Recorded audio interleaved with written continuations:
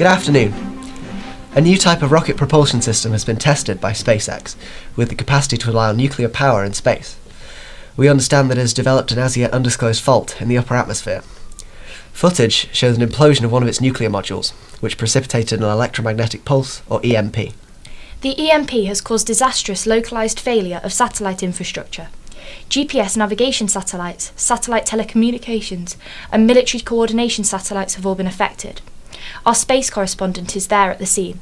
What can you tell us? I'm here, in space. Massive damage has been inflicted to the communications and navigational networks over the region. It's not looking good up here. Back down to you, Earth. Thank you. All ships and planes in the blast radius are currently travelling without access to GPS or satellite communications. This means that the safety of passenger or cargo planes is not assured at this time, and everything from cruise liners to oil freighters are now unable to make port. Joining us now by telephone link from the Middle East is General Edward Clegg of the United States military. Good afternoon, General. Can you tell us anything about the situation unfolding around you? The US military has declared DEFCON 2. Contact with all UAVs in Middle Eastern airspace has been lost, including some carrying live ammunition. What impact does the US military currently expect on the political situation in the Middle East? There is certainly the concern that one or more of the radical groups in the region will attempt to take advantage of the emerging situation. We're going to have to think very carefully how to defuse this situation. What measures are being put in place to counter this threat? An emergency session of the Security Council is being called, but at the present time it's imperative that speculation is not allowed to run out of control. However, It seems we've lost contact with General Clegg. In the meantime, we're getting incoming reports of an unmanned drone crashing over the Za'atari refugee camp in Jordan. Details are still coming in, so we will go to our Middle East correspondent who is live at the scene. Hello. The crash has seriously damaged the Médecins Sans Frontières hospital in the camp, which is predominantly for children and expectant mothers, and is just a mile from where I am now, as well as nearly destroying the Saudi school in the camp. We'll continue to bring you the details as they emerge, but at the present, the scale of the destruction and the number of casualties is not known.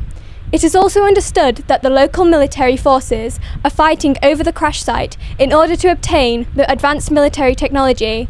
Many civilians are caught in the crossfire. Back to you in the studio. You're now seeing footage from Egypt, where two tankers have collided following the loss of their satellite guidance through the Red Sea, spilling thousands of gallons of oil. The coral reefs that provide a major draw of tourism to the region are in great danger. Internationally, concern is rising that the economic impact for the impoverished regions encompassed by the blast radius will be huge. The impact on tourism and political stability is likely to worst affect those already living in poverty in the region. I now understand that we can return to our space correspondent who has distressing news on the astronauts aboard the International Space Station. I'm still here, in space. The astronauts aboard the ISS are having a bit of a bad day. Our damage reports indicate that the oxygen recirculation system has failed, meaning they've got a limited supply of air. As we understand, all computer-controlled systems are offline, and any attempt to rescue them must be swift and efficient. Serious consideration will be needed on how to solve the situation emerging in orbit, both within and beyond the station. We now go live to a statement from the CEO of Blue Water Shipping, who has a new, distressing outlook on the crisis.